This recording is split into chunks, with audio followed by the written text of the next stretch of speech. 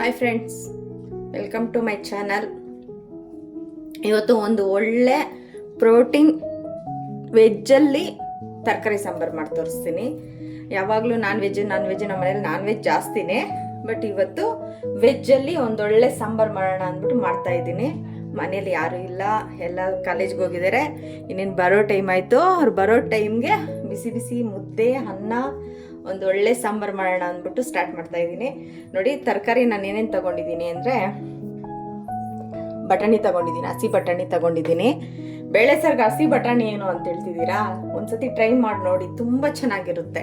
ಹಸಿ ಬಟಾಣಿ ತಗೊಂಡಿದ್ದೀನಿ, ಸ್ವಲ್ಪ ಕ್ಯಾರೆಟು, ಹೀರೆಕಾಯಿ, ಒಂದೇ ಒಂದು ಬದನೆಕಾಯಿ ತಗೊಂಡಿದ್ದೀನಿ. ಅದನ್ನ ಆಮೇಲೆ ಕಟ್ ಮಾಡ್ಕೊತೀನಿ, ಯಾಕಂದರೆ ಇವಾಗ ಕಟ್ ಮಾಡ್ಕೊಂಡ್ರೆ ಬ್ಲಾಕ್ ಆಗುತ್ತೆ.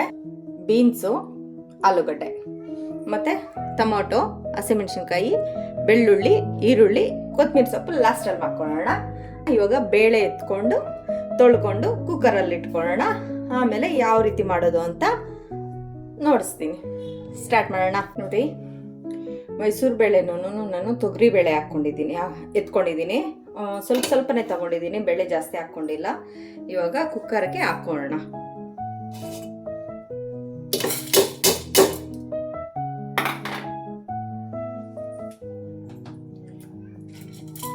ತೊಳ್ಕೊಂಡಿದ್ದೀನಿ ಚೆನ್ನಾಗಿ ಒಂದು 2-3 ಸತಿ. ಎಲ್ಲೆಲ್ಲಿರುತ್ತೋ ಬೇಳೆ ಎಲ್ಲೆಲ್ಲಿಂದ ಬರುತ್ತೋ ಗೊತ್ತಾಗಲ್ವಲ್ಲ, ಅದಕ್ಕೆ ಒಂದು ಸ್ವಲ್ಪ 2-3 ಸತಿ ತೊಳ್ಕೊಬೇಕಾಗುತ್ತೆ ಬೇಳೆನೂ. ಇವಾಗ ನೀರು ಹಾಕ್ಕೊಳ್ಳೋಣ. ನೀರು ಹಾಕ್ಕೊತಾ ಇದ್ದೀನಿ, ಜಾಸ್ತಿ ಬೇಡ. ನೀರು ಹಾಕಿ ಮಾಡಿದ್ರೆ ಬೇಳೆ ಸಾರು ಚೆನ್ನಾಗಿರಲ್ಲ. ನೀರು ಹಾಕ್ಕೊಳ್ಳೋಣ. ಬಟಾಣಿ ಹಾಕ್ಕೊತಾ ಇದ್ದೀನಿ. ಬಟಾಣಿ ಹಾಕೋದ್ರಿಂದ ಬೇಳೆ ಸಾರಲ್ಲಿ ತುಂಬ ಚೆನ್ನಾಗಿ ಬರುತ್ತೆ. ಒಂದ್ಸತಿ ಟ್ರೈ ಮಾಡಿ. ಕಡಲೆ ಬೀಜನೂ ಹಾಕ್ಕೊತಾರೆ, ಬಟ್ ಬಟಾಣಿ ತುಂಬ ಚೆನ್ನಾಗಿರುತ್ತೆ. ಕಡಲೆ ಬೀಜನೂ ಚೆನ್ನಾಗಿರುತ್ತೆ. ನಾನು ಬಟಾಣಿ ಮತ್ತು ಕಡಲೆ ಬೀಜ ಎರಡು ಯೂಸ್ ಮಾಡ್ತಾ ಇರ್ತೀನಿ ಅವಾಗವಾಗ. ಇವಾಗ ಇದು ಈರುಳ್ಳಿ, ಬೆಳ್ಳುಳ್ಳಿ, ಮೆಣಸಿನ್ಕಾಯಿ, ಹಸಿಮೆಣಸಿನ್ಕಾಯಿ, ಟೊಮೊಟೊ ಸ್ವಲ್ಪ ಜಾಸ್ತಿ ಹಾಕೊಳ್ಳಿ. ನಾನು ಒಂದೆರಡು ದೊಡ್ಡ ಟೊಮೊಟೊ 2 ತಗೊಂಡಿದ್ದೀನಿ, ಯಾಕಂದರೆ ಹುಳಿ ಬೇಕಲ್ವಾ, ಇನ್ನೇನು ಹಾಕಲ್ಲ ಹುಳಿ ನಾವು, ಅದಕ್ಕೇನೆ. ಒಂದು ವಿಸಿಲ್ ನಾನು ಹಾಗೇನೆ ಕೂಗಿಸ್ಕೊತೀನಿ. ಒಂಚೂರು ಅರಿಶಿಣ ಪುಡಿ ಹಾಕೊಳ್ಳೋಣ, ಸ್ವಲ್ಪ ಅರಿಶಿಣ ಪುಡಿ. ಆಲೂಗಡ್ಡೆ ಇವಾಗಲೇ ಹಾಕ್ಕೊತಾ ಇದ್ದೀನಿ ನಾನು. ಆಲೂಗಡ್ಡೆ ಸ್ವಲ್ಪ ಬೇಯಬೇಕಲ್ವಾ, ಅದಕ್ಕೇನೆ ಫಸ್ಟ್ ಹಾಕ್ಬಿಡ್ತಾ ಇದ್ದೀನಿ.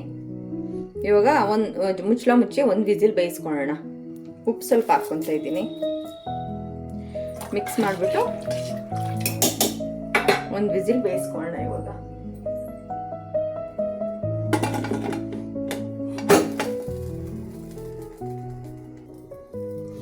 ಆಗಲೇ ನಾನು ಬೆಂಡೆಕಾಯಿ ಮತ್ತು ನುಗ್ಗೆಕಾಯಿ ತೋರಿಸಿಲ್ಲ ನಾನು. ನುಗ್ಗೆಕಾಯಿ ಫ್ರೆಶ್ ಆಗಿ ನಮ್ಮ ಗಿಡದಲ್ಲೇ ಬಿಟ್ಟಿತ್ತು, ಅದಕ್ಕೆ ಇವಾಗ ಕಿತ್ಕೊಬಂದೆ. ನೋಡಿ, ಫ್ರೆಶ್ ಆಗಿದೆ.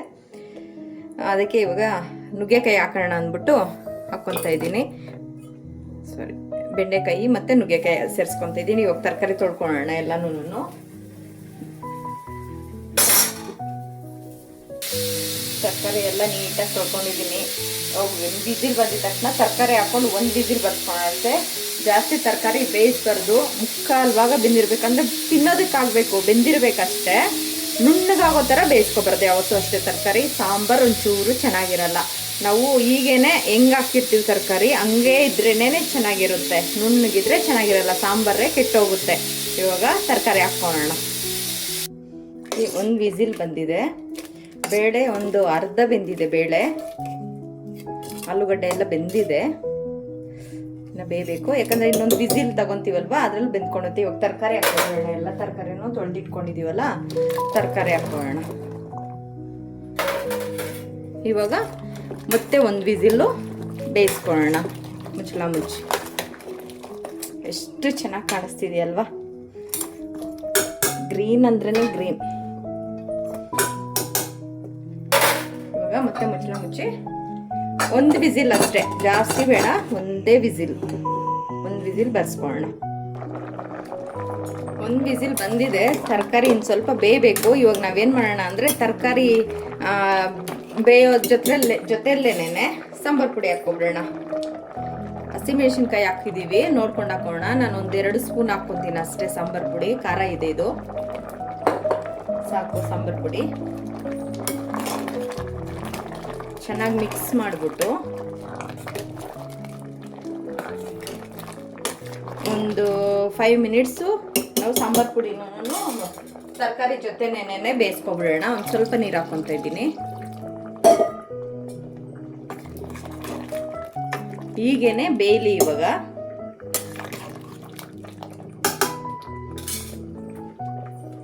ಹೀಗೆ ಒಂದು 5 ನಿಮಿಷ ಬೇಯಲಿ. ನಾನು ಒಬ್ಳಿಗಾಗೋಷ್ಟು ಅನ್ನ ಮಾಡ್ಕೊತಾ ಇದ್ದೀನಿ, ಯಾರೂ ಇಲ್ವಲ್ಲ, ಅದಕ್ಕೆ ನನಗೊಬ್ಳಿಗೆನೇ ಸಾಂಬಾರು ಮತ್ತು ಬಿಸಿ ಬಿಸಿ ಅನ್ನಕ್ಕೆ ತುಂಬ ಚೆನ್ನಾಗಿರುತ್ತೆ ಅಂದ್ಬಿಟ್ಟು ಬಿಸಿ ಅನ್ನ ಮಾಡ್ಕೊತಾ ಇದ್ದೀನಿ. ನೋಡಿ, ಸಾಂಬಾರು ತುಂಬ ಚೆನ್ನಾಗಾಗಿದೆ. ಎಲ್ಲ ತರಕಾರಿನೂ ಪರ್ಫೆಕ್ಟಾಗಿ ಬೆಂದಿದೆ. ಕಾಣಿಸ್ತಿದೆಯಾ? ಒಂದು ನಿಮಿಷ ನೋಡಿ, ಪರ್ಫೆಕ್ಟಾಗಿ ಎಲ್ಲ ತರಕಾರಿನೂ ಬೆಂದಿದೆ. ಸಾಂಬಾರು ಪರ್ಫೆಕ್ಟಾಗಿ ಆಗಿದೆ. ಇವಾಗ ಸ್ವಲ್ಪ ಕೊತ್ತಂಬರಿ ಸೊಪ್ಪು ಹಾಕ್ಕೊತಾ ಇದ್ದೀನಿ. ಚೆನ್ನಾಗಿ ಮಿಕ್ಸ್ ಮಾಡಿಕೊಂಡು ಒಂದು ಒಗ್ಗರಣೆ ಮಾಡ್ಕೊಳ್ಳೋಣ. ಇವಾಗ ಉಪ್ಪು ನೋಡ್ಕೊಳ್ಳೋಣ.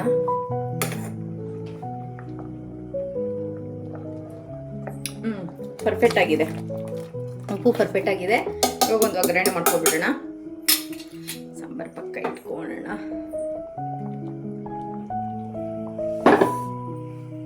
ಒಗ್ಗರಣೆಗೆ ಒಂದು ಪ್ಯಾನ್ ಇಟ್ಕೊಳ್ಳೋಣ.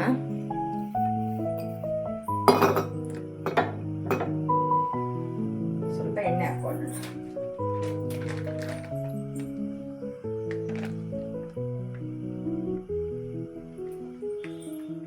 ಎಣ್ಣೆ ಹಾಕೊಂಡಿದ್ದೀನಿ.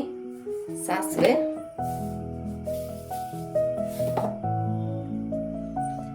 ಮತ್ತೆ ಸ್ವಲ್ಪ ಜೀರಿಗೆ ಹಾಕೋಬಿಡೋಣ. ಚೆನ್ನಾಗಿರುತ್ತೆ ಬೇಳೆ ಸಾರು ಜೀರಿಗೆ ಹಾಕಿದ್ರೆ. ಎಣ್ಣೆ ಬಿಸಿ ಆಗಲಿ. ಬಿಸಿ ಬಿಸಿಯಾಗಿ ಮಾಡ್ಕೊಂಡು ತಿಂದ್ರೇನೆ ಚೆನ್ನಾಗಿರೋದು.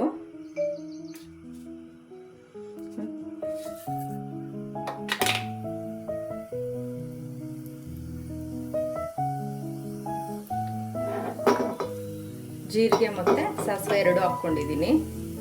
ಸ್ವಲ್ಪ ಹಿಂಗೆ ಹಾಕ್ಕೊಬಿಡೋಣ. ಹಿಂಗೆ ಹಾಕಿದ್ರೆ ಬೇಳೆ ಸಾರು ತುಂಬ ಚೆನ್ನಾಗಿರುತ್ತೆ.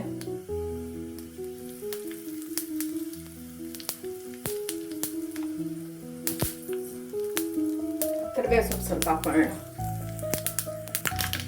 ಈಗ ಒಗ್ಗರಣೆ ಹಾಕ್ಕೊಬಿಡೋಣ.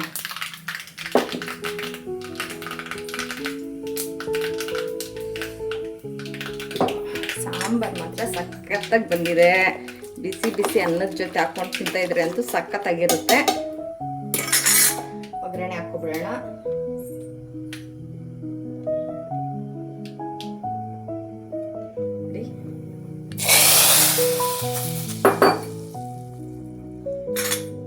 ಗಮ್ಮಂತಿದೆ ಸಾಂಬಾರು. ಬಿಸಿ ಬಿಸಿ ಹಸ್ವಾದಾಗಂತೂ ಬಿಸಿ ಬಿಸಿ ಅನ್ನಕ್ಕೆ ಸಾಂಬಾರು ಹಾಕೊಂಡು ತಿಂತಾ ಇದ್ರೆ ಸಖತ್ತಾಗಿರುತ್ತೆ. ಇವಾಗ ಸಾಂಬಾರು ರೆಡಿ ಆಗಿದೆ. ನನಗೆ ತುಂಬ ಹೊಟ್ಟೆ ಹಸಿತಾ ಇದೆ. ಇವಾಗ ತಿನ್ಬೇಕಷ್ಟೇ. ಒಂದು ಪ್ಲೇಟ್ ರೆಡಿ ಮಾಡ್ಕೊಬಿಡೋಣ ಫಸ್ಟು. ಇವಾಗ ಅನ್ನ ಸರ್ವ್ ಮಾಡ್ಕೊತಾ ಇದ್ದೀನಿ. ಬಿಸಿ ಇದೆ.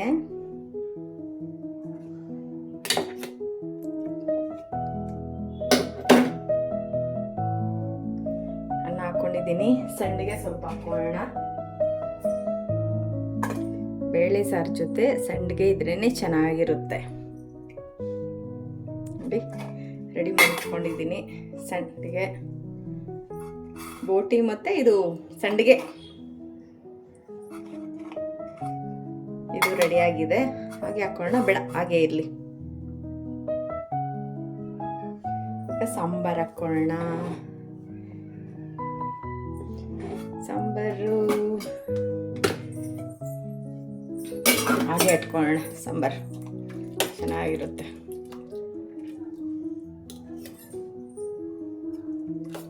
ಸ್ವಲ್ಪ ತರಕಾರಿ ಹಾಕೊಳ್ಳೋಣ.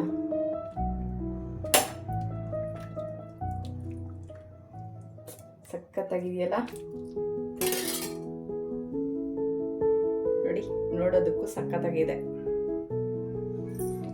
ನೋಡಿ, ರೆಡಿ ಆಗಿದೆ ತರಕಾರಿ ಸಾಂಬಾರು. ನೀವು ಈ ಥರ ಮಾಡ್ಕೊಳ್ಳಿ. ಮುದ್ದೆಗೆ ಅನ್ನಕ್ಕೆ ತುಂಬ ಚೆನ್ನಾಗಿರುತ್ತೆ. ಓಕೆ, ನನ್ನ ಚಾನಲ್ನ ನೋಡಿದ್ದಕ್ಕೆ ಥ್ಯಾಂಕ್ಸ್. ಓಕೆ, ಬಾಯ್.